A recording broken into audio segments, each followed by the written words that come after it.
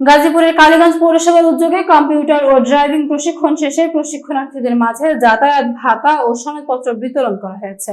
কালীগঞ্জ প্রতিনিধি মোহাম্মদ শাহনেওয়াজ জানান, বৃহস্পতিবার বিকেলে কালীগঞ্জ পৌর মিলনায়তনে আয়োজিত অনুষ্ঠানে দুটি ট্রেডের মোট 7 জন প্রশিক্ষণার্থীর প্রত্যেককে 3,000 টাকা করে যাতায়াত ভাতা ও প্রশিক্ষণ সনদপত্র প্রদান করা হয়। প্রশিক্ষণার্থীদের হাতে ভাতা ও সনদপত্র তুলে দেন কালীগঞ্জ পৌর প্রশাসক ATM কামরুল ইসলাম। অনুষ্ঠানে উপস্থিত ছিলেন উপজেলা যুব উন্নয়ন কর্মকর্তা শামসুজ্জামান আকন্দ, পৌর সহকারী প্রকৌশলী মোহাম্মদ মনুর আহমেদ, হিসাবরক্ষণ কর্মকর্তা দুলাল মোড়ল, টিকাদান সুপারভাইজার মোশাররফ হোসেন, উচ্চমান সহকারী রিয়াদ হাসান, ব্লু চন্দ্র দাস সহ গণমাধ্যম কর্মীরা।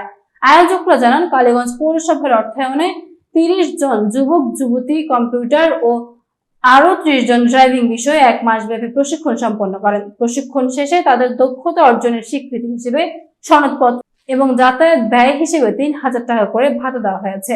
স্থানীয়দের মতে এই ধরনের দক্ষতা ভিত্তিক প্রশিক্ষণ ও আর্থিক সহায়তা তরুণদের আত্মকর্মসংস্থান ও কর্মসংস্থানের সুযোগ তৈরিতে গুরুত্বপূর্ণ ভূমিকা রাখবে।